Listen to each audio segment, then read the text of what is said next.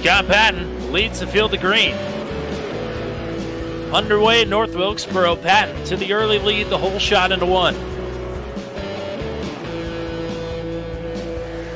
Smith on the outside, trying to hang on to second as Rob Haynes underneath. Yeah, so a lot of out behind them. Yeah, a lot of double file here behind them. Patton with Will Kirk! It's over. That was a hard, head-on trip to the outside wall. And this is definitely a trouble spot. Yep. Right there in the middle of turn 4. And now it's all eyes on the 81 here for Scott Patton. Schultz had to take a big swing to reel in Scott Patton. This is his opportunity. Defense on the way. Patton with much fresher tires here. Looks to the bottom. Will take his shot into one.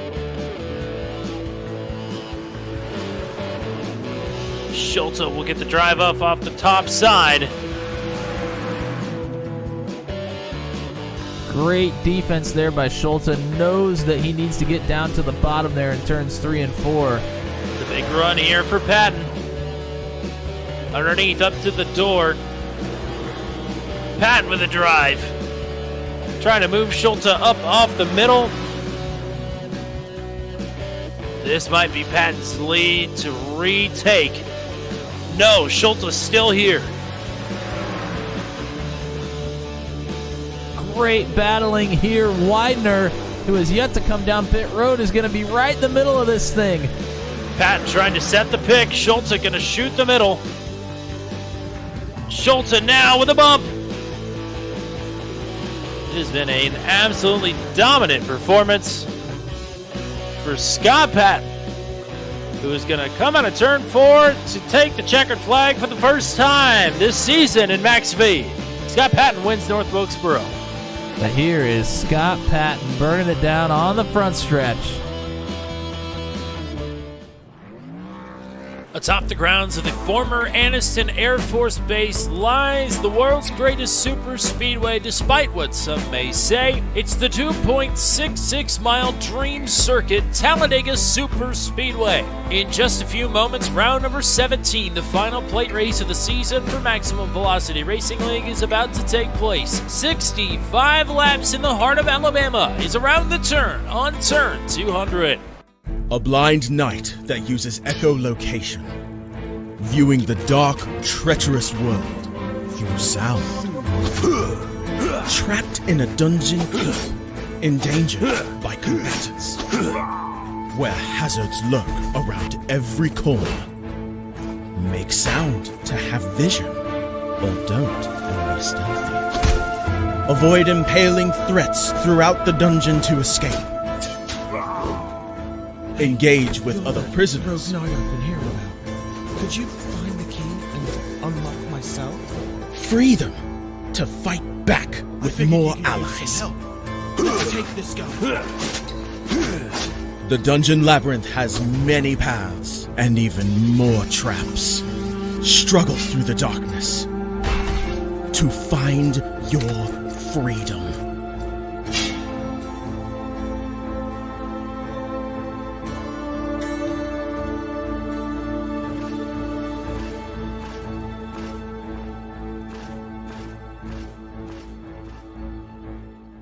The ASRL Southern Shores Realty Sports Car Championship live this Wednesday from Monza Combined, only on Turn 200.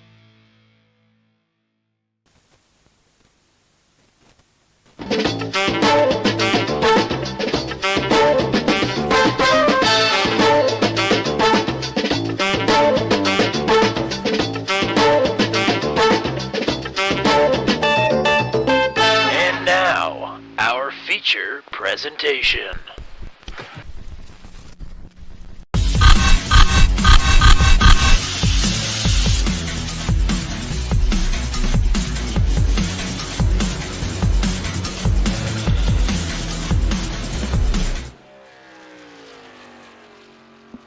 Welcome to Talladega. It's Matt and Tommy's playground here in central Alabama. Thank you for joining us here on Turn 200. Matt, welcome home, sort of, to Talladega. Feels good to be back. It was just about a month ago that I was here at Talladega watching Ryan Blaney pick up a win in the playoffs, his first win in the playoffs. So he now has 2, and we are here with the Maximum Velocity Racing League, ready to see some more spectacular superspeedway action. I'll tell you what, Ashton Crowder's on a good lap right now. He wants the pole, but the problem is I think the clock is going to expire before he gets to the line here. Boy, it's close, but I think you're right. I think he's just missed it. Oh my gosh, he was 400 feet from the finish line there. But that is going to give the pole to Will Kirk, who is in desperate need of a bounce back here after a rough couple of weeks. He will lead the field in green here to Talladega for 65 laps, round number 17. Ryan McRoberts, great qualifying effort for him. He's going to start on the outside of the front row. Row number 2, Rob Higgins on the inside. Willie Evernham, I believe, is making his debut here tonight. He starts in 4th. Jerry Bergeron will be lining up in 5th. And Mark Jackson will be lining up in 6th. John Pansilla and Ashton Crowder did get 1 lap on the board. He's the last driver to put up a time. A lot of drivers elected not to qualify here. Ashton Crowder is starting in 8th. Heath Smith, Scott Patton on row number 5. Justin Michael, most recent Super Speedway winner here on not on the channel, but in Maximum Velocity rather. He starts in 11th. Andrew Schulte, I believe, is close to taking the points lead here. He lines up in 12th. Johnny Hamby and Jack Watts on row number 7. Row number 8 is Mick McGuire on the inside. Charlie Widener to his outside. Matt Burkhart, Bill Paradise on row number 9. Row number 10 is Wally Turheimer starting in 19th. Kerry Cleaver in 20th. Brad Slagle, Chris Boyles, and Drew Strotman. 23 trucks getting ready to take to Talladega here for 65 laps. As the grading process is still underway here, Matt Williamson, we got a little bit of time here to tell the fine folks what we're going to be watching out for here for this pretty short race, all things considered, at Talladega. Yeah, I mean, a lot of races that we see here at super speedways are at least 70 plus, or usually 85 plus laps. So only 65 laps around Talladega here tonight. It should be a quick one. Now, obviously, cautions will determine whether it's quick or not, because those are long pace laps here around the 2.66 mile super speedway. But the weather is looking awfully nice. It's a nice fall day. Well, actually, it's May in the sim, but it's kind of like a fall day. 77 degrees on the track temperature. The fuel window is about 21 laps here, so definitely have the opportunity if it goes green. Somebody could try and save fuel, but probably looking at a 2-stopper here. And there are 0 fast repairs. I think that is probably the big number that we are going to be looking forward to here tonight. Everybody is going to have to mind their own until we get to the end here. Yeah, we've had 2 pack-style races this season. The season opener, rather, at Atlanta was a very calm race until about the last 30 laps or so, and then all hell broke loose. Daytona was hell breaking loose from the drop of the green flag, and the finish was also the same way. So where will we fall on that scale? It seems like of late, and the Daytona Max V race sort of kicked this trend off. Every super speedway race here on the channel of late has just been to almost 10 on the Insanometer. We'll see what kind of energy these drivers are bringing here tonight. It could be another wild one. Is that an official rating, the Insanometer? I think so. And instead of 10, we have the Big Show as Captain Insano, I think. Well, we have a celebrity of Mark Jackson amidst us here, the famous basketball player. So anything's possible, I suppose.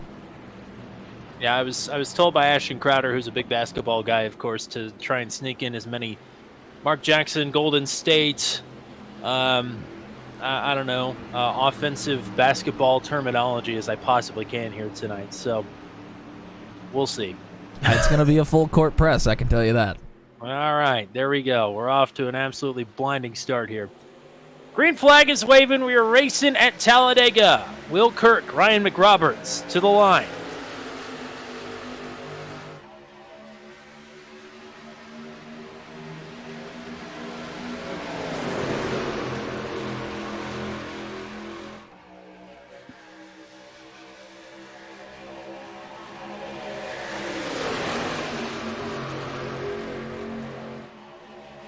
It was a good start on the bottom for Kirk and Haynes. Now McRoberts, with help, is fighting out on the outside, and that third lane has already started moving with the drivers of Bandit Motorsports. That's Patton leading Schulte and Michael on the top side. They got some work to do as McRoberts leading what is now the middle line with Willie Evernham behind him. Extreme outside line. He is rolling here, but Will Kirk will show the way here for the opening circuit around Talladega. Here comes Patton. McRoberts hung out in the middle. As Evernham moves up to the top.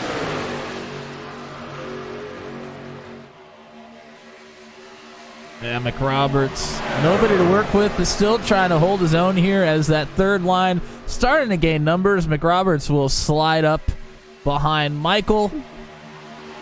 So now it'll yeah, I think little arrow loose there with a truck pulling in front, and that tends to happen here. You feel really, really comfortable if you're kind of leading the line, but as soon as you get behind somebody else, your truck usually feels like it's, I don't know, kind of floaty, I guess is the term that we like to use. It just feels like it will drift anywhere it would like to, as the party has been broken up for Bandit Motorsports. Schulte has dropped to the bottom.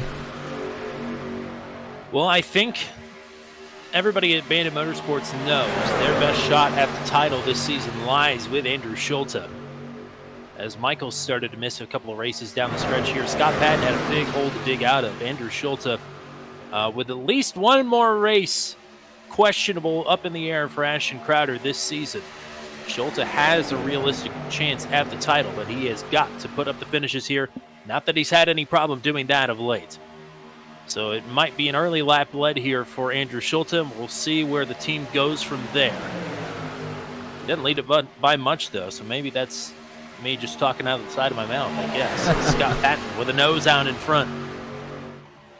Well, we have two very distinct groups here, a pack of 10, and then the rest of the field kind of hanging out behind him.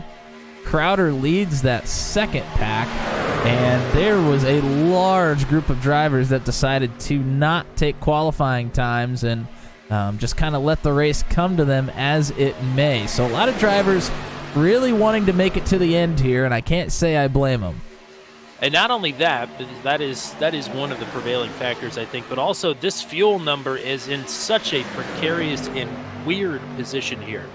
At 70% fuel capacity, right at around 20 to 21 laps. Just a really awkward place. In comparison to the laps to go, as Schulte and Kirk can't quite get hooked together. There goes Scott Patton down. Patton to the bottom, to the lead. As we've got quite a bit of support in the chat here. A couple of people for Wally Turheimer, Martha Turheimer, and Lance Ackerson. And Michelle Kirk is always cheering on Will Kirk, as we are still shuffling down the back straightaway here.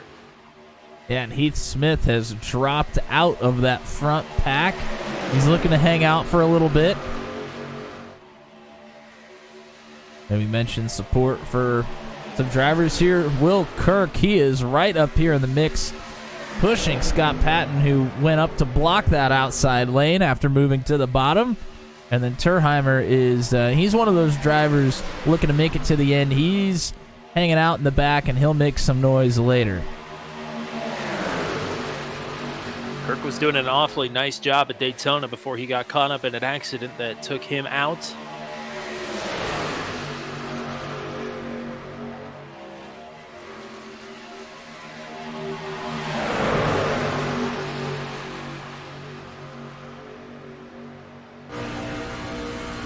Here's the look from inside the truck for Mick McGuire.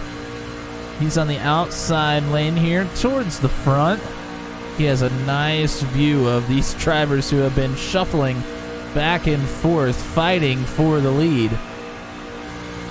Field is coming up, I believe, on Drew Strotman here, who had to start from the pits. Or rather, started from the pits. I don't know if he had to, but that's what happened.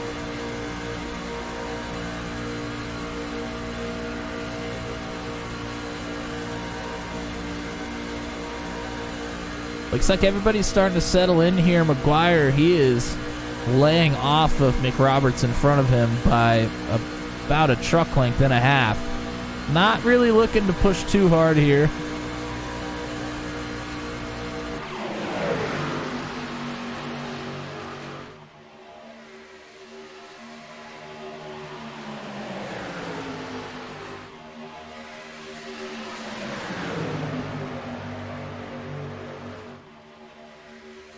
Whoa, a couple of big wiggles there from Michael and McRoberts. And now Will Kirk is going to assume the lead. Will Kirk back to the point. Nice work there. Whoa, and a big move up the track there for Scott Patton. And a block from Kirk. Can't quite get it squared. He might get hung out here. He will. Yeah. Kirk's gotten himself in trouble. But he has some help coming. And then again, not going to come quick enough, and Ryan McRoberts tried to box him out there. McRoberts was another one that made some noise late, was involved in the last lap accident while up in the top 5 at Daytona. Big run here for Patton, and he has to check up, not to plow into the back of Andrew Schulte. Here comes Kirk back to the top side. Will Kirk, and he's pulling along McGuire with him here, and now Smith is going to join the party there on the third lane. So not content to ride, Will Kirk has been in every single lane in the last lap. I like the aggressiveness early here. If everybody else wants to lay back, why not try and get to the lead, be up front for the pit stop? That is prime position.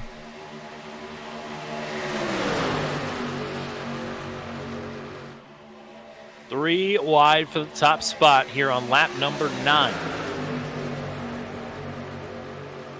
And this might be why you see some folks just riding.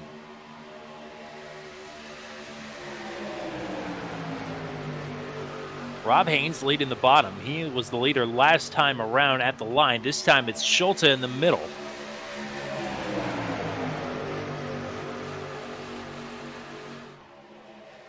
There is lots of room to maneuver around here at Talladega, so they're running 3 wide. They could probably do this all race if they really wanted to, but these drivers are probably pushing about as hard as they can. That's when things get squirrely. Logistically, Schulte will drop down. Logistically, you can run 3 wide here for the entire race. That will fray your nerves as a driver, especially depending on what line you're in and where you're comfortable. I think a lot of the times when problems occur, I think it's when you're running 3 wide for quite a few laps as Patton gets way out in front here with the help of Michael. I think both of them were trying to get clear. Patton is left out in the middle. So these guys are sort of making the moves on each other here up front. They're not playing very nice team-wise. We mentioned Wally Turheimer was hanging out in the back, and that has come to a sudden halt. Oh, boy, we got lots of blocking going on there in that middle lane. Turheimer was second in line behind Patton in the middle for just a moment, but Schulte and Haynes have both pulled up to block. Now Haynes moves back to the bottom. Patton try and make a move here with a bit of a run. That run stalls out. Here's Will Kirk on the top side. This is what we were seeing a lot of at Atlanta in the first 3 quarters of this race. A lot of aggressive but concise moves. It's one thing to do it in Atlanta, but you got a lot more freedom to roam, like you said, here at Talladega, and they are using it all in the early portion of this race. Whoa, there's a shuffle. right off the front bumper of Schulte. Rob Haynes gets moved to the top side now. He'll find some company with Scott Patton. Top lane checks up behind, though. Very interesting to see Patton move up there with him. That is not a great spot to be in, and now Haynes has left Patton. Maybe just trying to get a bit of a run behind Wally Turheimer as he'll pull right back out. Turheimer giving a good shot here to Andrew Schulte. Boy, there is a lot of shuffling happening right now. Everybody's scrambling for positions when the pit stops come in 8 short laps. All 23 drivers are connected to the leader here through the draft. Not all 23 want to be up in the mix, though. That's just fine with us. It's hard enough to keep track of who's in what lane because it changes about every half straight, every half turn. Well, these folks are jockeying for position so hard right now. I'm feeling pretty good if I decided to lay back. In your head, you're thinking something has to happen sooner or later. I can't believe it hasn't. But as hard as they've been going, it does not take much to set off the chain of events needed to wipe out half the field. We see it time and time again. Turheimer is going to lead lap number 14. Lap number 13, rather. 14 on the board. Turheimer is going to pull from the middle down to the bottom in front of Justin Michael. Gives control of the middle now to Rob Haynes. Schulte leading the top with help from Patton. Boy, it seems like everybody has worked every single lane at this point, at least those up in the front trying to work. And when it's like this, it's a lot of fun. You and I have done this plenty of times, and when you can pick a lane, then change your lane without really having to worry about the people around you, it's an absolute blast.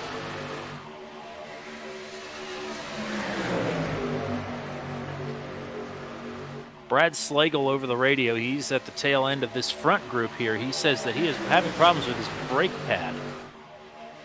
He's going to have a lot of equipment issues lately. Not him, a lot of people on the leagues that we cover here. Yeah, we had at least one last night, and I know we had a couple last week as well. Now, John Pansula is going to go to the front of the middle line.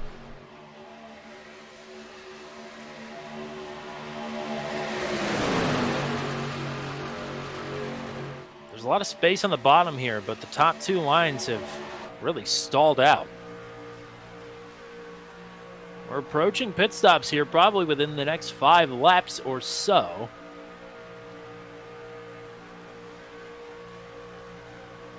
Oh, somebody's moving up there to block. That's Slagle. Slagle in front of Pansola. Dogging Mark Jackson here for 3rd. Oh, that was not a very big hole there. That was a couple of inches to spare there, but Pansola makes it work. Big shot here from Haynes up to Slagle. Brad Slagle going to challenge for the lead down the backstretch. Lots of jockeying again. Pansola moves back to the outside. McRoberts thought about going with him, but then pulled back down. Everybody's starting to get in line here. They know pit stops are coming in the next 4 or 5 laps. Now, what we've seen on these super speedways here as of late is if you get a good group that just runs the second line, lets everybody on the bottom come in, and you stay committed to each other for a lap, you can actually have the advantage when you're coming out of your pit stops as long as you have a decent one. But you have to all be together. You have to know that you're just putting the pedal to the metal and sticking with each other for that extra lap.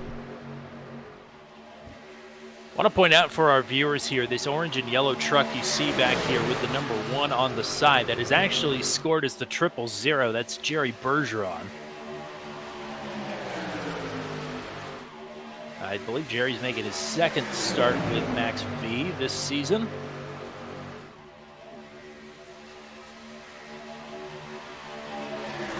I'm glad you pointed that out because I was calling Heath Smith's name a couple times. I think Keith Smith is in the Oregon Ducks truck a little bit further back in the pack here. There's another number 1 on the track, and that is Mick McGuire, who scored his, I believe, 98. Or at least he's no, he's got a different livery for you. He's got a different one for me for some reason. So, scratch that. Too many ones, though, for me.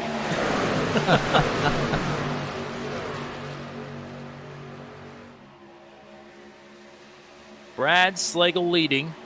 Rob Haynes leading the outside. Here's a huge run from Ashton Crowder with help from the aforementioned Heath Smith. They are on the move. Wow, that was awfully calculated. This run. I mean, shot out of a cannon. Crowder to the lead. He's clear. Smith is clear now as well. That was unbelievable. Where did that come from? Maybe some of these other drivers are thinking about conserving some fuel, and Crowder and Smith decided to just take it all the way to the top. Well, they've done their conserving. They really have been quiet this entire race up until this point. And we are just a couple of laps from pit stops here. So an interesting development. You see everybody starting to get in line now. Not very many trucks on the outside. I mean, Crowder and Smith were over a second and a half faster than anybody else on the track that last time by. That was an insane effort.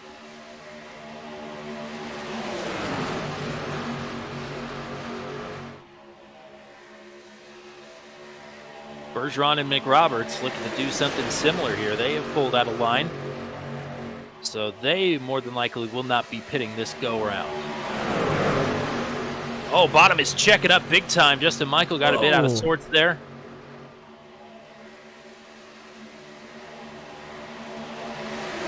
Yes, indeed. Here is Bergeron and McRoberts and Mark Jackson.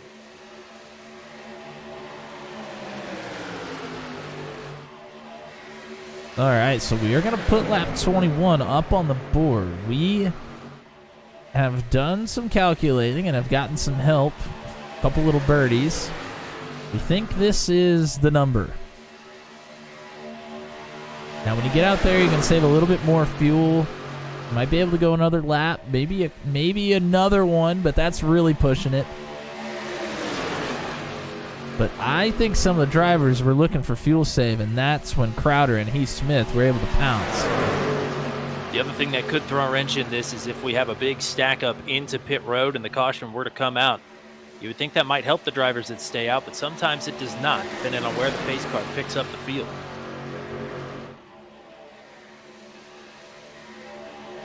We'll see. There's some takers. Haynes is the first one. Not many. No, not many at all. Haynes, Cleaver, Voiles, Evernham. That's it. Over the radio this time, Ashton Crowder says he's coming in this time. Most everybody else says that they are following. Well, they've been able to stretch it to 22 now. If they can do that again, they will be able to make it with just one more stop.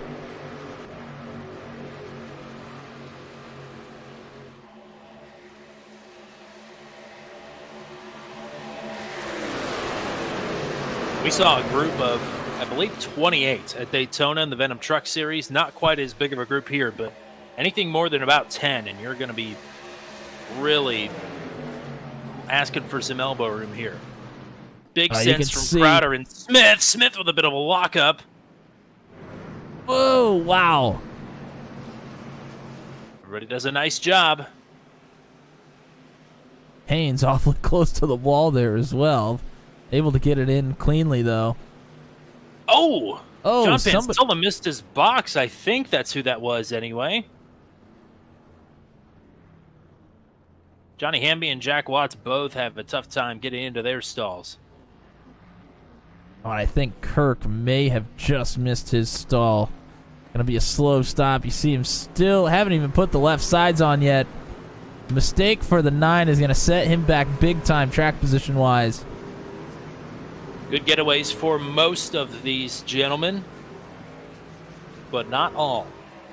And here comes the group that came to pit the lap before.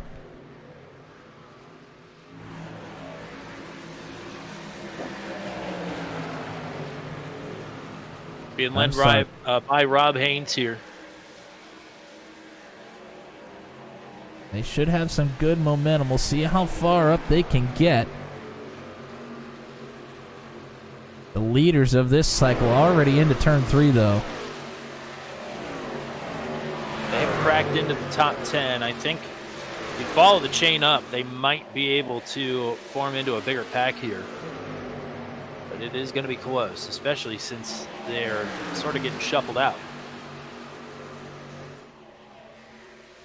Rob Haynes got into line. Evernham, Voiles, and Cleaver did not. Bandit Motorsports, pretty big run down the front stretch here. Justin Michael looking for the lead. And all 3 of them not quite clear. Schulte, but may be able to here on the backstretch. We saw Bandit Motorsports swap out Andrew Schulte for James Lehman, have a big breakaway at Daytona in Truck 200. They don't quite get as fortunate this time. No, that one didn't end in their favor either, so.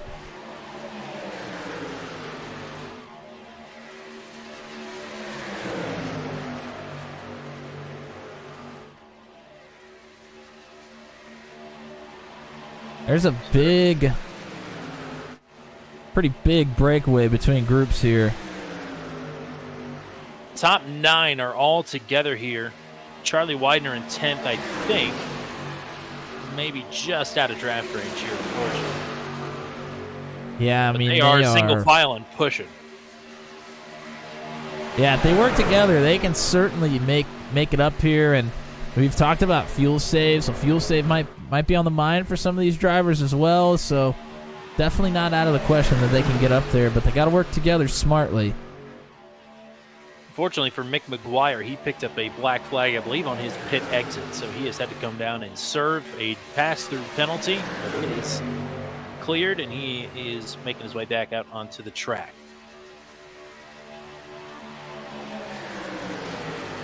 "25 of 65 complete. Justin Michael and Brad Slagle showing the way here at Talladega. Wow, this group that we said had to work together is doing anything but. They are 3 wide right now. Yeah, and since they have broken up, they have lost over a second to Ashton Crowder, who is at the tail end of this lead group. And with the leaders being side by side like this and shuffling around, this would be a good opportunity to make up time on them, but that is absolutely not what's happening. You're right. Yeah, there's a lot of awkward shuffling going on here. I don't know if teammates are just trying to get together or what's going on, but it is not cohesive whatsoever.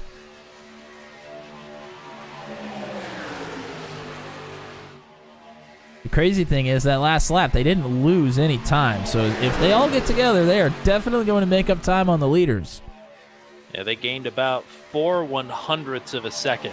They need to make up a lot more ground than that. As Justin Michael rolling out of it. He's going to drop to the tail end of this group. So moves Slagle to the top spot with help from Bergeron. And I think Michael probably thinking about the fuel window. He's dropping to the back to get in the draft, saving as much fuel as possible here. I think what he saw what his teammate Heath Smith and his on-track adversary Ashton Crowder did that entire last run. Just lie back and wait. They're kind of doing it here, although on a much smaller scale. Bergeron and Mark Jackson look like they hooked bumpers. I would not be surprised. Now Turheimer moves down to the bottom. 3rd in line. Yeah, this lead pack is the top 9. It's Slagle, Bergeron, Jackson, Turheimer, Crowder, Patton, Heath Smith, Schultze, Justin Michael.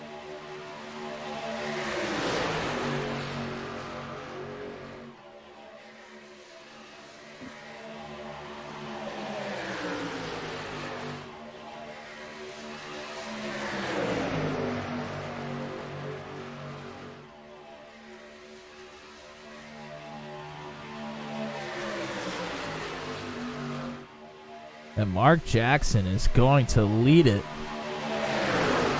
Leads lap 28.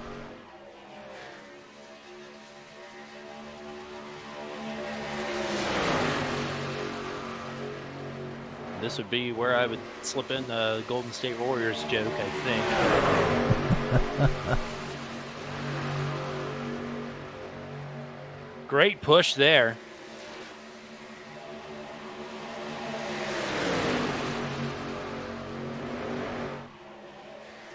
From John Pansola, who we mentioned went completely through his pit box. I think ended up towing back. So he is a lap down.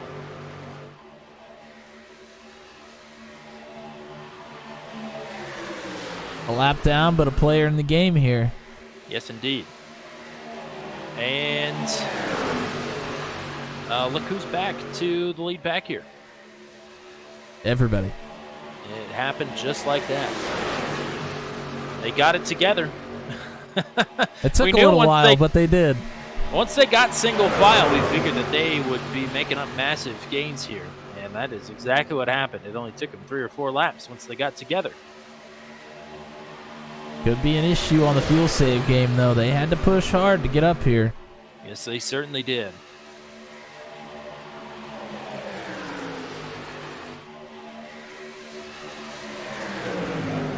And that puts a few drivers who I think were trying to lay back and save in an awkward position. Mainly Ashton Crowder and Heath Smith. This has been against their MO from the drop of the green to be up here in the mix in the middle of the run. Still probably another 10 to 12 laps before these drivers are going to think about heading to pit road again.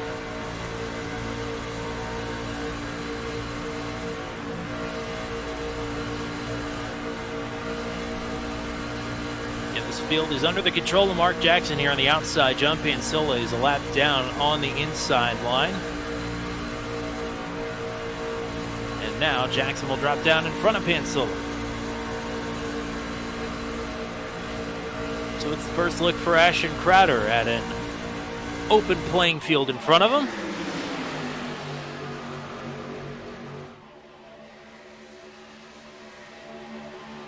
And as a motorcycle guy, I feel like it's my job here to point out that this paint scheme from Jerry Bergeron is I think it's a flat track AMA #1 plate paint scheme. He's got the Harley Davidson logo on it, and I believe that #1 is taken from the AMA #1 plate for motorcycle racing. So it's pretty cool paint scheme if you are familiar with that at all.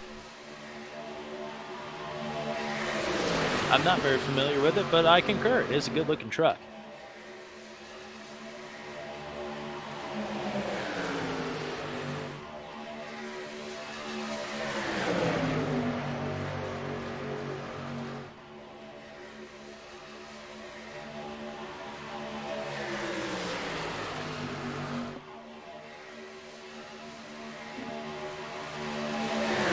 There are 2 other drivers who are not in this pack. They both had problems on pit road. Johnny Hamby will be the next up for the leaders here within the next few laps, I do believe, and Jack Watts has lost the draft as well.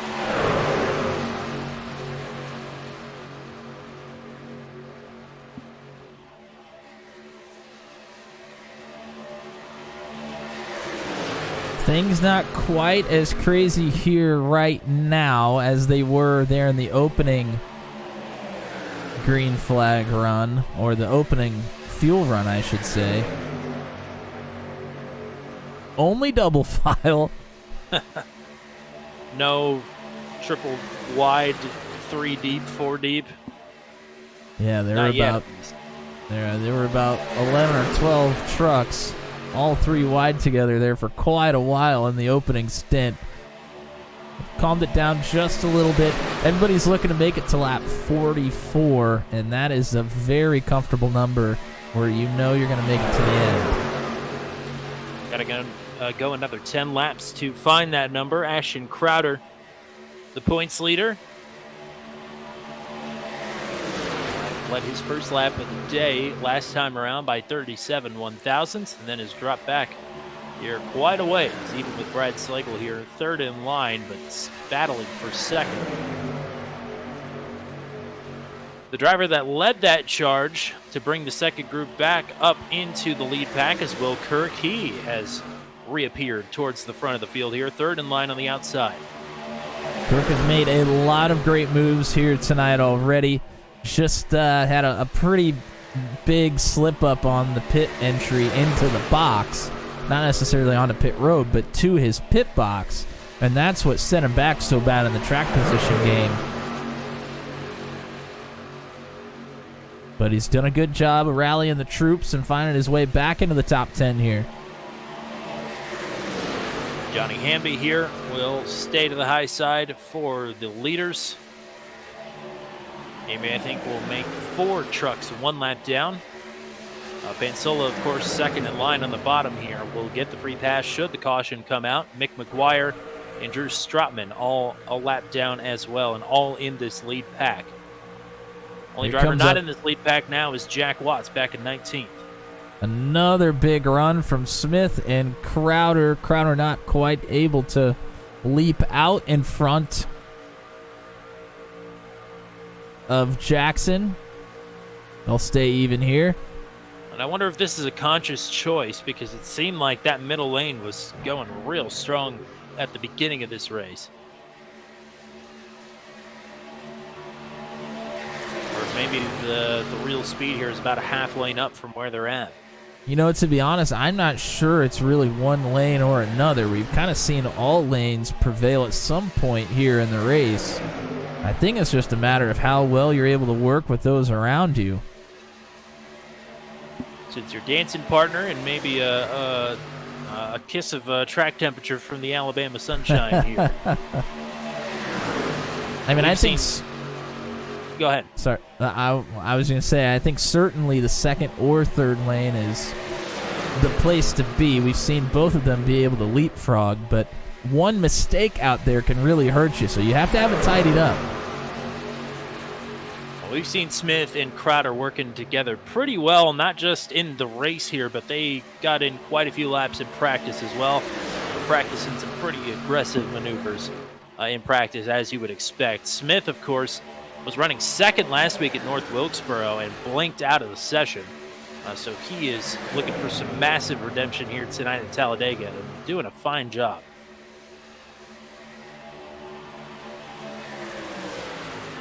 Crowder again at the line over Mark Jackson. Crowder will be cleared down, at least for now. Now that hole is filled. I don't think Crowder was going to leave Smith out to dry, at least not yet.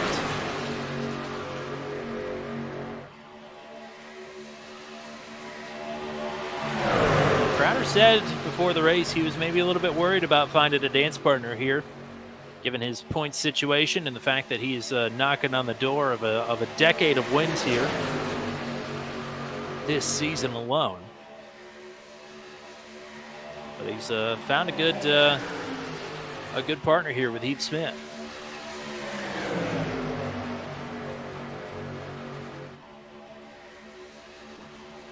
You can see Crowder doesn't want to leave him. No. Crowder's had the opportunity to go to the bottom a few times now. He does not want to leave Smith.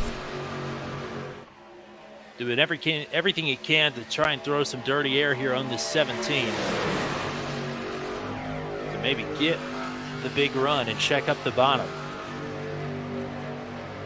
Pit stops looming here. Only a few more laps until the rest of the field will be on pit road for what could potentially be the final stop of the race, depending on how far you could stretch it.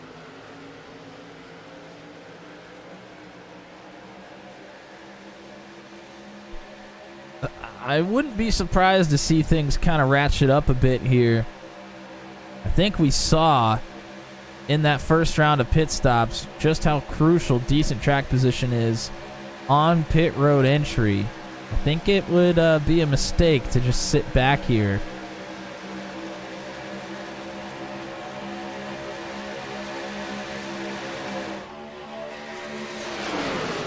Yeah, the further up in line you are, the better chance you're going to have of actually going the speed limit down pit road. Here's 7th or 8th in line, you might be going 4 or 5 miles an hour slower. And a few miles an hour is a lot of time given up on pit road. It's really going to screw you over here at Talladega, more or less, if you're way back in line, to your point.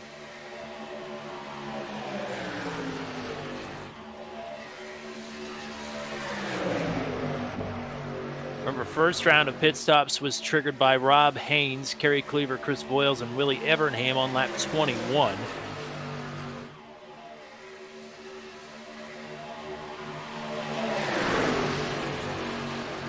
I'm curious to see if we try to stretch it to lap 45 here. I think that's quite a ways to go, but the way that this run has gone, there hasn't had to be too much battling, I would say. I think it might be possible.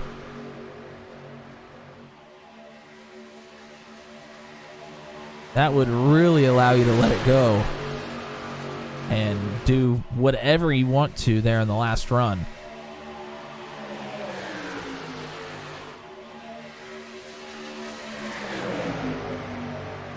Doesn't look like any takers this time, which is good.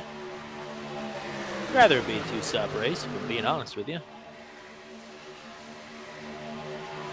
At least for everybody.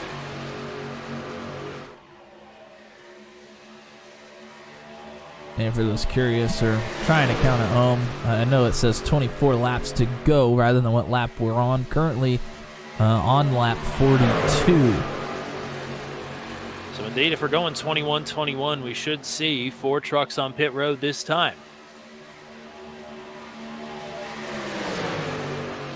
Steve Haynes and company are able to stretch it a couple more laps, or if they are indeed headed down pit road.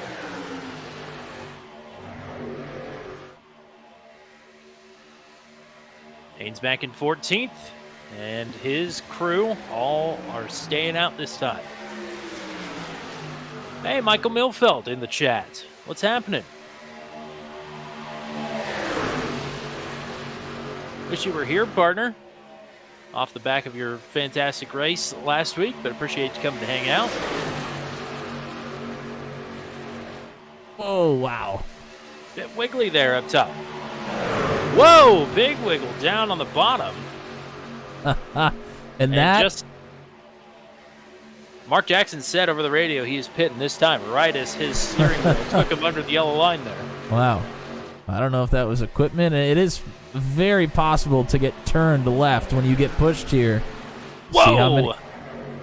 Pansola was barely off the track there. Almost got run over by Will Kirk. Only 3 takers. This is the completion of lap 43 here. So these folks looking to make it to lap 44 at the least. Crowder pitting this time. Others will follow. So this could be the big group again.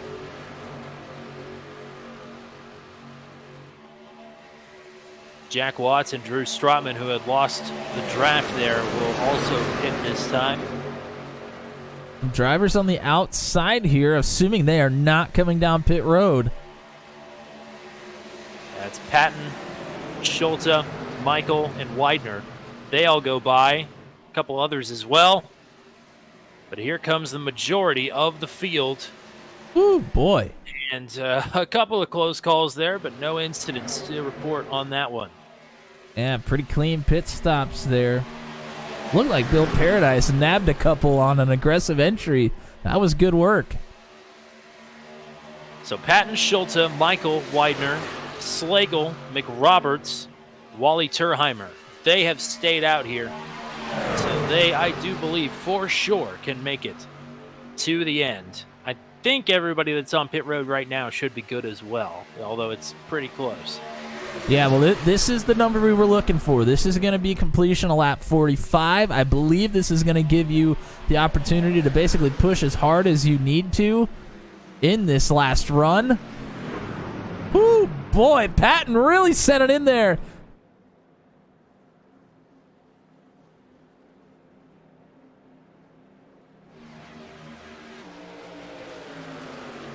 No black flags on this pit cycle. So that's good news there.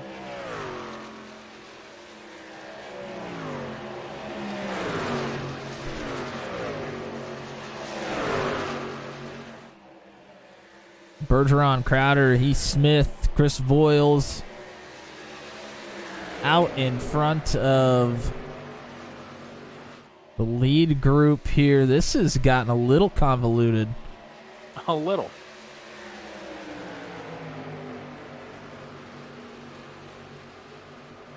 And there goes this pack past some of the drivers that just pitted in that group. But this group of Bandit Motorsports plus Wally Turheimer looks like they have prevailed. Caution's out. Oh, trouble. Oh, man. I'm not too sure. Ryan McRoberts has not gone for a spin out of turn number 2, and indeed he has. Charlie Widener absolutely tumbling. Yeah, big damage for both of them there. And I just mentioned both of those drivers came out of the pits way behind the Bandit Motorsports group that they came in with. And that replay is going to show something very interesting that we don't see a whole lot. Alrighty, let's take a look here. We're going to go ahead and go behind Widener as they're coming out of the pits. Let's go ahead and go all the way back down to pit road. We'll go full speed. Oh, this is interesting. Let's go ahead and watch this whole thing unfold here. Widener in the pits, getting his pit stop. You're going to see Turheimer, the rest of Bandit Motorsports get out there, and Widener actually half spins it out trying to get going in first gear on pit road. And it looks like there was a problem for McRoberts as well, who was slow down there on the inside wall. And as we get going here on the apron, Widener is going to be going much faster. Oh, you see the big wiggle there from McRoberts off the apron. And Widener goes to make a pass on the flat. And drifts up the track. You get on the flat there, and the truck just will not turn like you want it, especially when you didn't take tires on the pit stops, and they did not there. Very, very interesting. It's certainly an aggressive move. Widener is out of this race, if not for the damage, for a very quick Alt F4 after that one.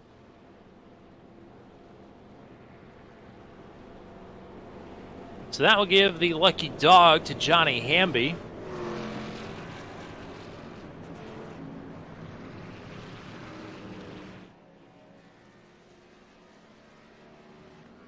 And that will bunch these 17 lead lap trucks back together here under the control of Wally Turheimer. Luckily for a few trucks that we were a little bit concerned whether they'd be able to make it on fuel or not, they're now able to come down and get service. Trucks that came down pit road there, one of them was Ashton Crowder, who we know had enough fuel, but felt like he wanted to come in anyways. I'll talk about strategy here in a second. Heath Smith, Jack Watts, Matt Burkhart, Mark Jackson, and Willie Evernham have all come into pit again. And couple of things here. I think some of those trucks maybe needed to take some fuel, or at least take some fuel to feel absolutely comfortable to push as hard as they wanted to. The second thing to think about here is we don't really talk about tires on super speedways much, but if you've gone an entire race like we have here without taking tires, they do get worn out, and you will feel pretty loose and pretty unstable when you're trying to push or when you're being pushed by somebody. So some of those drivers coming in to take tires gives them a lot more stability than some of these other drivers will have here at the end of the race. Been hearing a lot of chatter. If you weren't aware, iRacing posted their December update developers blog thing today. Of course, rain is almost a certainty in some capacity for the upcoming update. They mentioned something today that I don't think a lot of people were aware of, the oval refresh, as they were calling it. No idea what tracks are going to get the refresh here, but I think it's going to add an interesting dynamic to super speedway racing. Not that you really need it, but like you were talking about, tires will be more of a necessity at plate tracks going forward here. But I can assure you, even on the current model, having 50-plus laps on a set of tires, you will feel a difference. Now, good news for those folks that did not come in. Talladega is definitely the track that you will feel it the least. If we were at Daytona, you would feel it more. If you were at Atlanta, you'd feel it a lot more. But here at Talladega, you feel it less than those two. But still a factor for sure. Michael Milfeld in the chat with a great question. Is it just me, or does it sound like your cars on the Sunday Top Split broadcast sound like a pack of whistling bottle rockets going off? Yes. The Mission R, the Porsche Mission R, the first all-electric car here on iRacing, they have a very distinct sound to them, one that I quite enjoy. But if anything, it'll probably double your enjoyment to turn off the noise and just watch the great racing, because then you don't get to hear me talking, and that probably drives up the production value of this broadcast quite a bit. So, Matt has good things to say, so keep it on for him, at least. Okay. I won't accept. Yeah, well. I won't accept the self-slander. That's right. We're in our element here. This is Talladega. This is truck racing. It's about to get crazy. Wally Turheimer and Scott Patton on the front row here. About 16 laps to go. When we come to the stripe, 16 laps to go in regulation, I should point out. Very good chance we'll be going to overtime. We'll see. Back to it. Couple of pretty good wiggles throughout the field as we're trying to get under power here. One of them from Turheimer, but he is going to get some help from Justin Michael here, and the bottom will close up again. Good starts for both lanes here. Patton and Schultz are even with the bottom lane and should have the advantage. Carrying a lot more momentum on the outside here. Maybe not. Three drivers making their way into the mix here for the first time really here tonight. Kerry Cleaver, Chris Voiles, Bill Paradise, all in the mix. Matt Burkhardt not too far behind here either. Kerry Cleaver's been a little sneaky. He's been sneaking his way up there all throughout the night and has finally put himself in the best position yet with only 15 to go. Don't forget, he's one of the lead admins. He's one of the Bandit Motorsports boys. And maybe his time here tonight. We'll have to see. Long way to go yet. 15 laps may not seem like a lot, may not sound like a lot, but it's a lot. Here's Patton.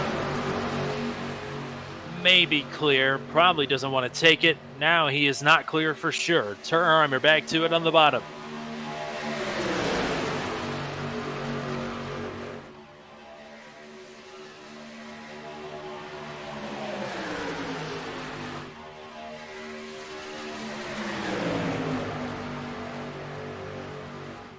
Bit of shuffling here on the top side. Will Kirk gets put out to the top. Nobody going with him. Rob Haynes closes that gap.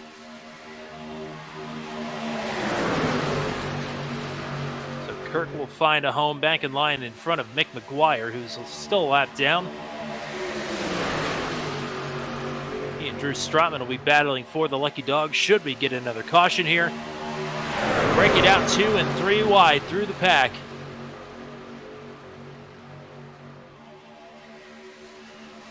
Whoa, Will Kirk. Nearly some contact there with Rob Haynes. Kirk He has been wanting to get on the move. From the drop of the green flag, he has never stopped. Now pulls out to the third line again, but with not much help. He'll get passed by Burkhart. Evernham thought about going with him. Thinks about trying to stay off him. Patton again, so close to being clear. Not sure he would take it if he is. But Terheimer doing a nice job.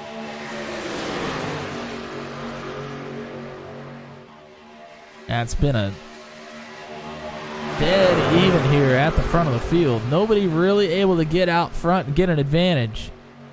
And credit to the pushers as well. Schulte helping Patton, Michael helping Terheimer. Brad Slagle and Jerry Bergeron, third in line. Middle/top faded a bit. Now is roaring back to life. Patton again down to at least fake a pass.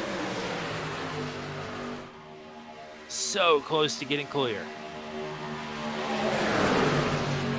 See, Patton entered pretty high there with Schulte. That's all part of the strategy to get a huge run out of turn 2. You get yourself going downhill all the way throughout turn 2. And get yourself a big run there off the corner. Still nothing doing though.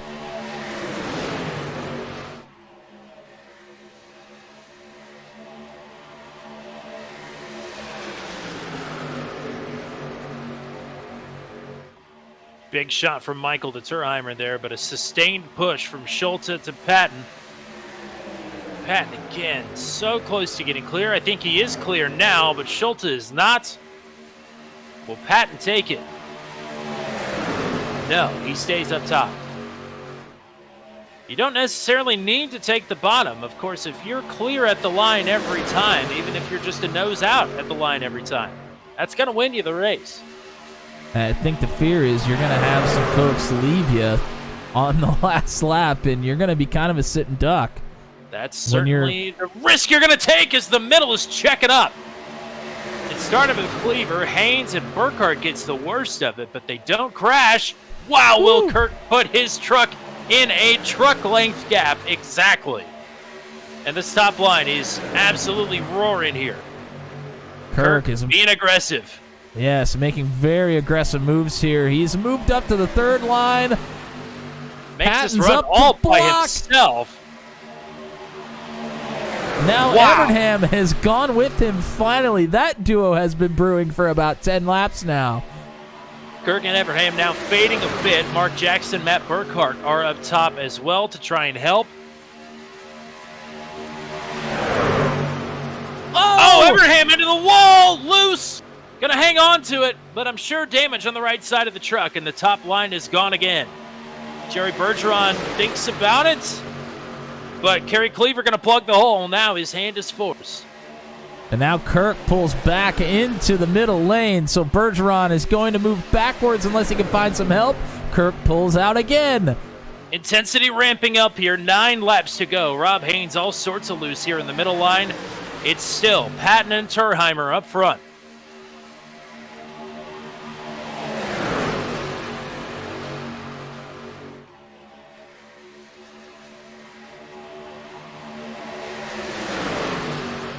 Kirk and Bergeron really need Jackson to get up there with him. Oh, and now Big wiggles all through both of these lines is allowing this top line to get formed with speed.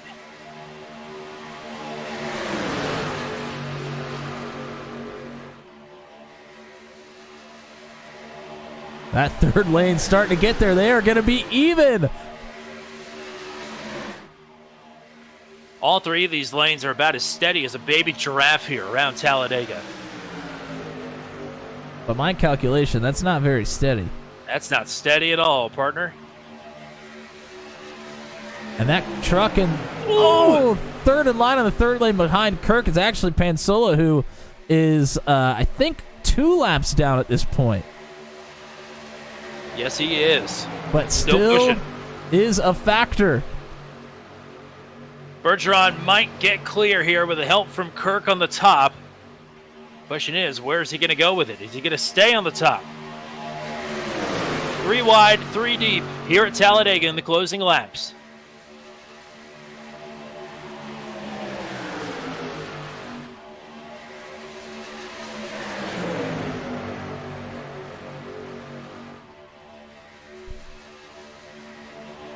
Wow, I thought Kirk was going to try to make a 4-wide move to get around Bergeron for a second. Maybe just looking for some clean air. Pansola's going to leave him. Top line will break apart, at least for now.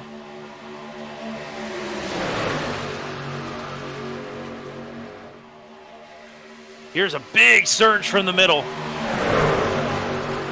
Patton again, trying to get clear. Can't quite do it. Here's Bergeron back to it on the top.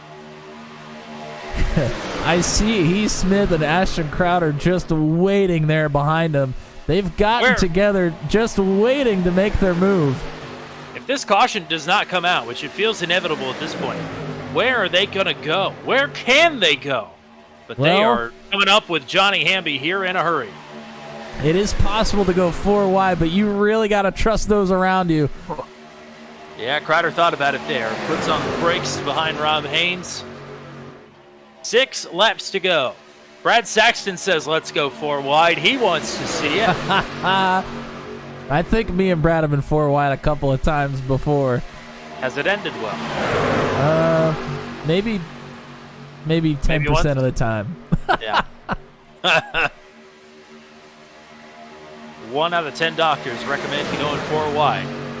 That's Dr. Brad Saxton. We'll see if we take the doctor's orders here.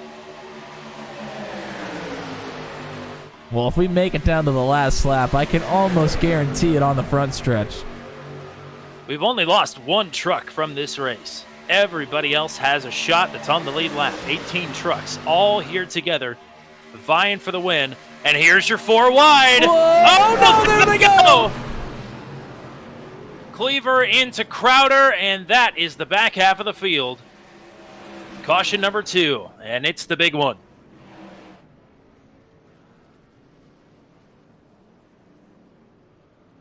We said, where were they going to go? You said they might go 4 wide, and that is exactly what happened. And it went about as well as we thought it might, unfortunately. Yep. This one drags us under 10%, I think.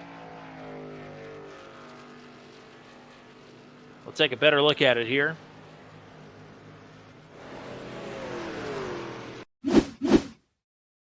Ooh, they are already backwards there. Let's go ahead and rewind it. Yeah, this is a lot going on here. We see Crowder and Smith. They are looking at that 4th line, and Crowder is able to get out there. On the outside of Mark Jackson, but it is awful close between them and then Crowder to the wall. Jackson goes to move down, and he is going to get hooked in some contact with Cleaver. It turns Jackson loose, then right rears Cleaver up into the wall right in front of Crowder. There goes Smith, Hamby, Haynes, Paradise, Jackson involved, McGuire involved, Watts involved, Evernham. I mean, that is a good portion, about half of the field there. And it's an aggressive move from Crowder. And this does have some championship implications. Crowder, the points leader, we know he's missing 1 more race this season. Potentially going to miss another one. Says it's up in the air. Let's go to the cockpit of Crowder, see what he was looking at here. Knew he wanted to go. He sees a lane sort of open up here. He puts it right there on the outside of the 17, and then just like that, truck up into the wall, and that is all she wrote for a lot of trucks. Believe it or not, only drivers with required repairs out of the crash are Crowder and Johnny Hamby. They are on pit road to get their service right now. Mark Jackson, Rob Haynes, Heath Smith, Drew Strotman, Jack Watts, Willie Evernham, Kerry Cleaver, they all got a piece of that. They are all on pit road to get optional repairs done. But not optional in the sense that if you don't do them, you're not going to win this race. Brad Saxon with the diagnosis that the 17 and Mark Jackson just got a little scared. Yeah, I think he was trying to give Crowder some more room up there by the wall to work with, but he didn't have much room to work with himself and just made a tiny little bit of contact with Cleaver, and that was all it took to break him loose. And, well, when you get loose 4 wide, there's no room for a mistake. And the two sides to that coin are, I don't feel comfortable going 4 wide with anybody, but I guess if you put a gun to my head, the person I would trust most to make that move would be Ashton Crowder. It just didn't work out that time. That is, gosh, I can't think of what that is called. Like a low percentage pass. Certainly. There's a correct terminology for that, and I can't think of what it is. That's why I get paid the big bucks here. Yes. To forget the terminology. Hey, certainly low percentage. I mean, that's 4 wide. With only a few laps to go, that's about as low percentage as it gets. I will say it's less of a low percentage passing opportunity as it is a high percentage of carnage opportunity. The good thing for Hamby and Crowder is that both of their required repairs are complete. And they did not lose a lap. I'm thinking, because Mick McGuire and Drew Strotman were both in the vicinity of that accident, I think John Panzola got one of his laps back there as the lucky dog, but still 1 lap down. 18 trucks in the lead lap. Lord knows how many of them are actually going to be competitive as we head into our first of a potential 3 green-white checkers here. We said 65 laps was short, and we're putting our money where our mouth is because we're going more. If only Lance. by 1 at this point. Most certainly. Lance Action in the chat, cheering on Wally. Still, he's hoping that Justin Michael can push him home, but I promise you, if Justin Michael gets the opportunity, he will pull out and try to win this thing himself. Absolutely came up a couple of thousandths of a second short at Daytona, I do believe, to Greg Mall. Would like to right that wrong at Talladega. But I tell you what, Wally Turheimer winning this race would be huge. He brings out a lot of fan support here. We don't get to call out his name too terribly much. But I tell you this much, he has made his presence known here tonight. Arguably, I don't have a live lap-led counter, but he's got to be pretty close to leading the most laps here tonight. He has been up front this entire race. He and Scott Patton both, and either one of these two winning this race would be fitting with how it's gone so far. But it's Talladega. Anything is going to happen. Anything can happen. Everything will happen here. It's just a question of who's going to come out on top.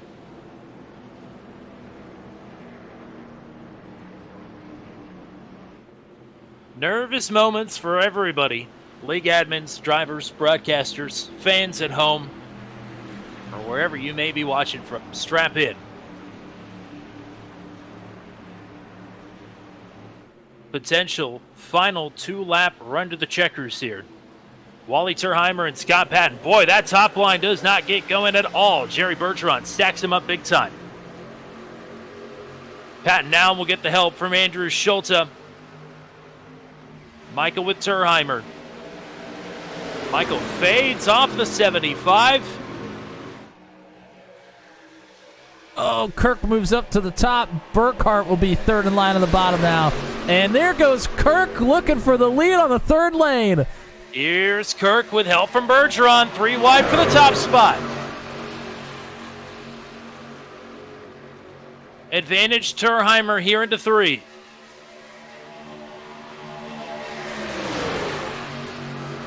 I think advantage Patton as we head to the tri-oval. coming to what could be the white flag.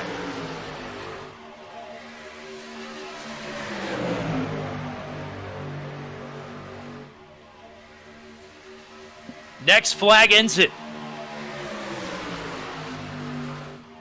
Patton with the lead by a nose. Terheimer with help from Michael. Oh, wiggles from the middle lane. Aggressive pushing through the corners here. That's what it's going to take. Big run coming here from Schulte up to Patton. But Michael, Burkhart, and Wally Terheimer on the bottom have answered. Burkhart wiggles Michael. Michael out of shape. Here's the run from Scott Patton. Burkhart with a shot to Terheimer. The drag race to the line. A side draft. Oh, Terheimer with a bump and a spin. Terheimer gets it. Wally Terheimer sideways across the line, and Wally Terheimer wins it at Talladega as the entire field crashes. What Wally a damn Terheimer, finish. 13 one-thousandths of a second. I thought he was dead in the water there, but it's Terheimer off the front bumper of Matt Burkhart. My goodness. Lance Ackerson says, Wally, leave it all on the track, and I think that is exactly what just happened. Terheimer, Patton, Schulte, your top three. Burkhart with the big shot there takes fourth, and Chris Voiles rounds out the top five. Wally Terheimer, how about it? That was unbelievable stuff. Wow, Burkhart pushing as hard as he could, broke Wally loose, and was still able to get him across the line first. Best finish before tonight for Wally Terheimer came at the season opener. He snuck through all the carnage there to pick up a top five. This is fourth top 10 of the season, but the first win for Wally Terheimer. Oh man. What a finish to this one. They keep getting crazier. Can you believe that? With this group, I can.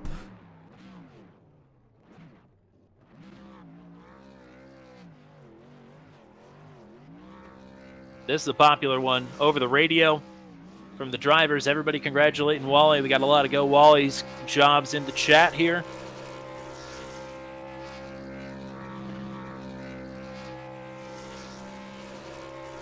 Wally Terheimer, sixth different driver to park it in victory lane here this season with maximum velocity.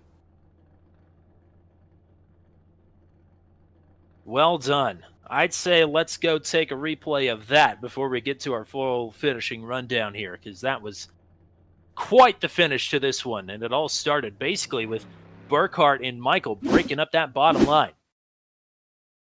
Most certainly. Let's go ahead and rewind it back to turn 4. That's when the action really got started here. Here's entry into 3 now through turn 4. Burkhart trying to push Michael, who's trying to push Terheimer. It breaks Michael loose. Michael was nearly able to save it. He really was able to save the first onslaught, but Rob Haynes pushing Burkhart gets Burkhart back into Michael, and that is the undoing of the race for the 87. Was able to save it, though, and continue.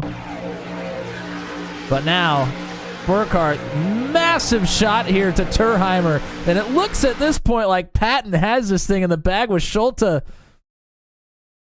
Schulte thinks about going to the outside, finally makes the move,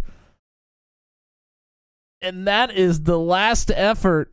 Another shot from Burkhart that gets Wally Terheimer loose and then sideways across the line. Unbelievable.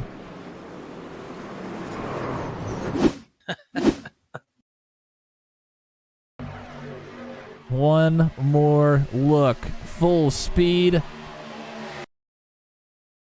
And then the slow-mo shot. Unbelievable stuff.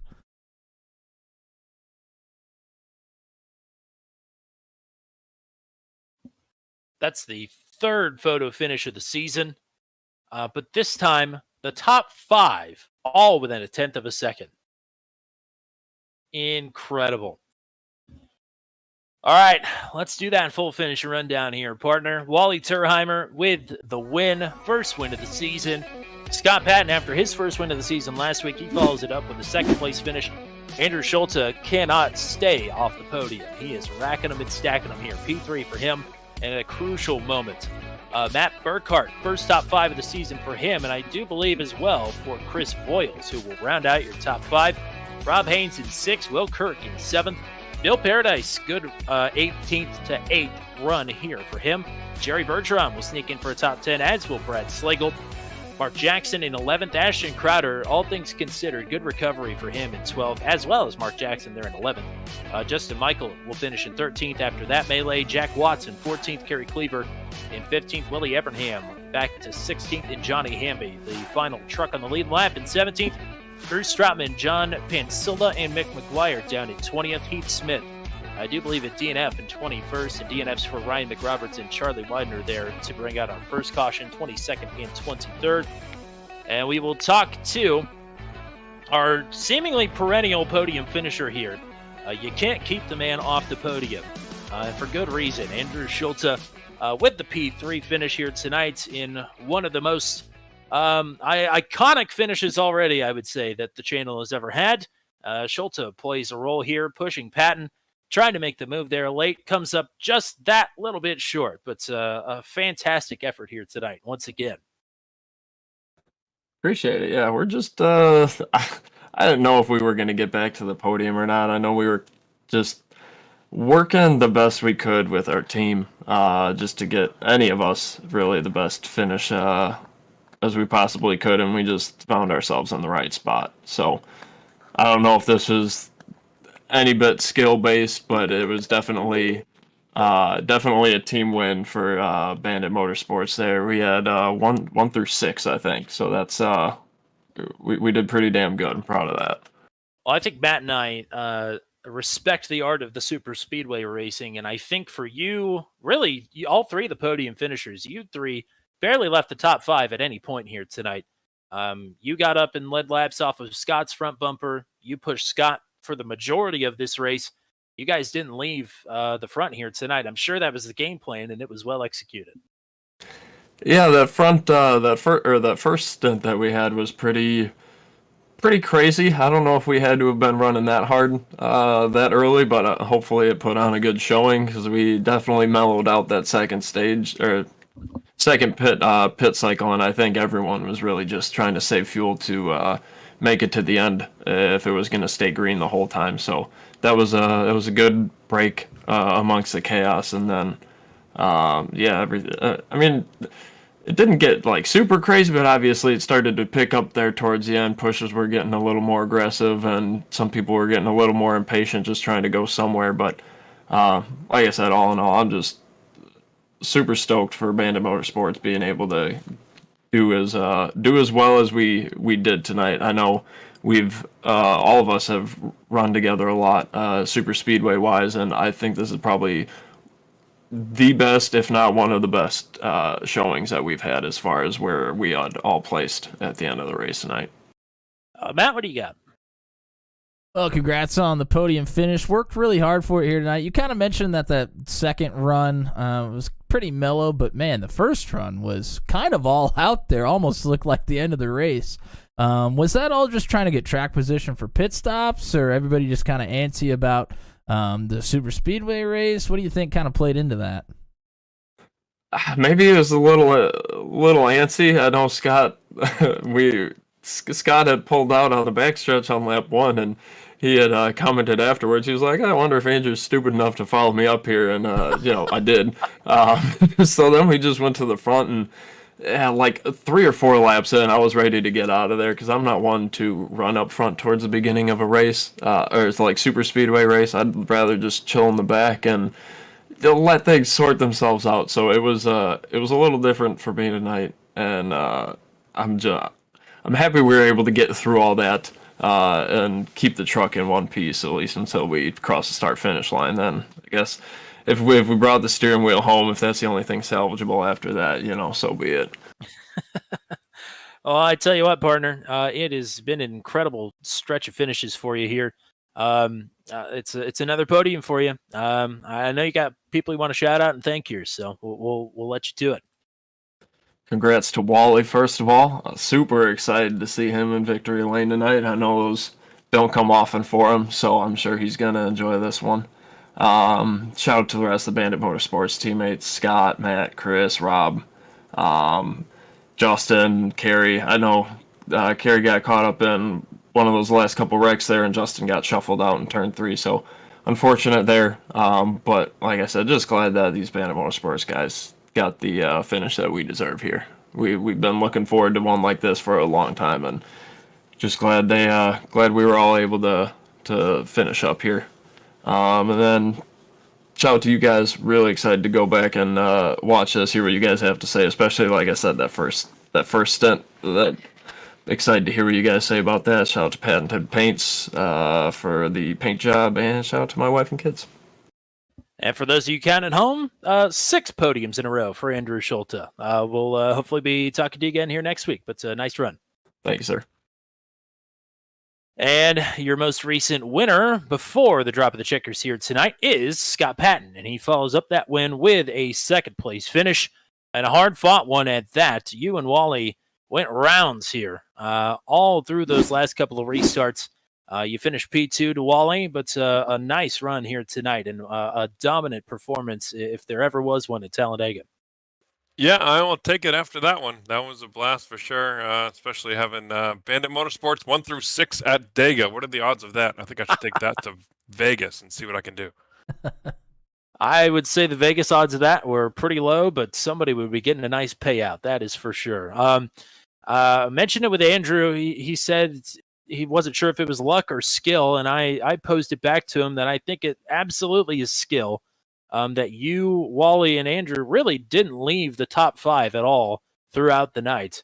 I know Andrew said that normally isn't his MO, but was that absolutely the plan coming in here to get up front and stay up front?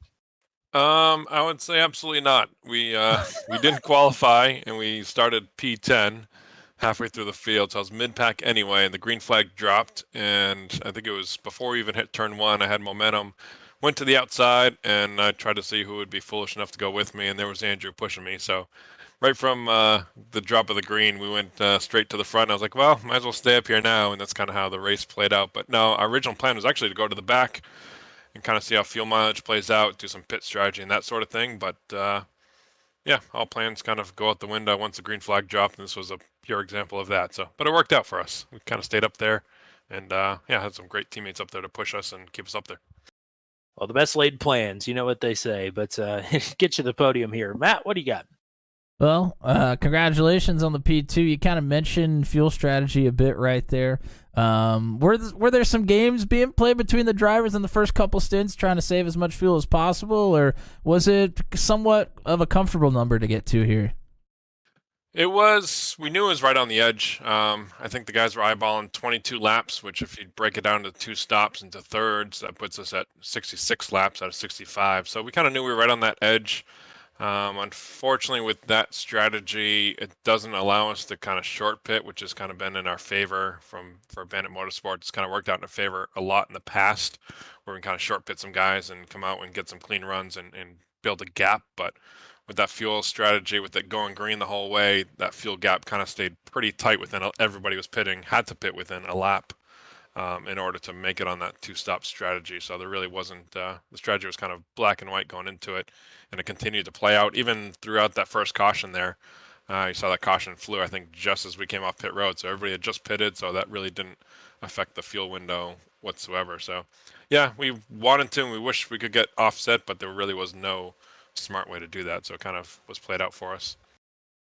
Well, before I let you go here, I've got to ask. I appreciate getting the clips from over the weekend, but how was the 24 hours of lemons at New Hampshire Motor Speedway? That was quite the experience. Certainly, that was. I think I just put in a post. It felt like a once-in-a-lifetime opportunity. That's hopefully not going to be a once-in-a-lifetime opportunity. And I've got to say, I've never fought so hard for P79 before. Well, 77 positions better here tonight. Nice run. Anybody want to shout out or say hello to? Certainly the guys at New England Racing Museum up here. Got to give them a shout out here. We had some stickers in the car for them this weekend at Lemons and whatnot. But yeah, Stone River Outfitters, and why not the Lemons guys? We'll throw them in there in the mix too. Maybe we'll even keep them on the truck here a little longer since it's working out for us. But and we even got you guys turned 200. We don't forget about you. We got you on the quarter panels there. Well, we appreciate it. We appreciate getting back-to-back podium runs from you here. Nice work, man. In spectacular fashion as well here tonight. So we'll hope to talk to you again here, short track racing again next week. Back to back. You know what's coming next? Absolutely. Absolute madness. Oh, man. All right. Well, have a good one, partner. Nice job. All right. We'll see you guys. Appreciate it. Yeah, it certainly looked like we were going bowling there at the end of that one. So we'll save the turkey for next week for Scott Padden. We'll bring in what I know everybody's waiting for here. We'll talk to your race winner. And we got a lot of people in chat excited for this one. We got two broadcasters that are excited for this one, too. We've got Wally Turheimer up in booth 200 as a race winner, nonetheless. Welcome up, partner. Nice job here tonight. Thank you very much. Well. Look at that. I'm up here, man. My brother and my mother get more screen time than I do because, you know, they're always rooting me on and, you know, wishing me good luck. And, you know, I see it, you know, in the chat now that they're having a good time. And that's what makes me the happiest is to bring one home for those two, man, because they're pretty loyal watchers, following me. It's kind of like the old days, you know, you play youth sports in high school and college football, and they're always there. And this is kind of like the way to do it now that I'm a 60-year-old man. I mean, yeah, you've always got the big support out here. But on track wise, this was your night for sure. It didn't really seem like you left the top five really all night long outside of pit stop cycles. Yeah. Once you made your way up front here, I mean, this was your race. Well, I mean, I am not as competitive, you know, on the other races, on the other, you know, the other ovals other than, you know, Daytona and Talladega. But I kind of started in the back. I think there was only about 4 people behind me at the back, and I just kind of eased my way up. And then once I got up in the front, then I was with people I was comfortable racing around. I never pushed it, and I just kind of stayed healthy and had a couple of good pit stops, and just stayed there. You know, we weren't trying to do anything fancy. We were just trying to survive to the end. And you did survive across the finish line. Not much more after that, though. That was awesome. I mean, I think that's the first time we've seen somebody sideways across the line here on the channel that actually wins the race. It hadn't happened before. I'm not sure how often it's going to happen after this either. It was pretty awesome. You know, Justin, I got to thank Justin because he pushed me that whole entire run coming out of the pits. And that was the key, is that we got in, and for some reason, I ended up out of the pits first, even though I went in, I think, 4th or 5th in our group. I got out first, and that's where I stayed the whole time. And Justin pushed, and he wasn't impatient, and we stayed there 1 and 2, or 1 and 2 on the inside the rest of the race. And when he got spun, it was just because he was trying to push hard, you know. And him and Matt kind of squirted him out a little bit. It wasn't Matt's fault. It's just that we were pushing. And when he got squirted out, I said, "Come on, Matt!" And then Matt come up and he just nailed me, gave me a big shove, and that got me kind of close. I see Scott ahead of me a little bit more, and then he hit me one more time, which got me a little loose, but it also got me ahead. So that was an awesome push by Matt, and that finish I can't wait to see it back. I'm looking at, I have an iPad sitting here, and I'm kind of looking at it off and on and seeing what you're showing, and it looks pretty cool. I can't wait to watch it back. Oh, it's super cool. I hope my microphone held together there because I was screaming all through the tri-oval. It was fantastic. Speaking of Matt Williamson, what do you got for the race winner here? Hey, huge congratulations, Wally. I just want to know, what's the party looking like tonight after the big win? I'm gonna have to go out there. My wife and my daughter, they could care less, but I'm gonna have to go out there and do some hooting and hollering out there and tell them what just happened. And it was a lot of fun. I haven't won one of these in, I race once a week really, and then I have a little fun on a Friday night race round. But I race this league, and that's it. And my best luck is on super speedways. I won the last one was a couple seasons ago, and I'm just stoked to do it. And I got to thank Bandit all the way. I mean, can you imagine a 1 through 6 finish for all of us? They did a great job keeping it together. It was awesome. Can't believe it. Yeah, man, that was as spectacular as they come here, and very happy. Like I said, not just for you, but also for the people that you bring out here every week, because we like to get you up on screen when we can, and this is as good of an excuse as any here with a spectacular finish like that, and a dominant performance as well. So, I man, appreciate that.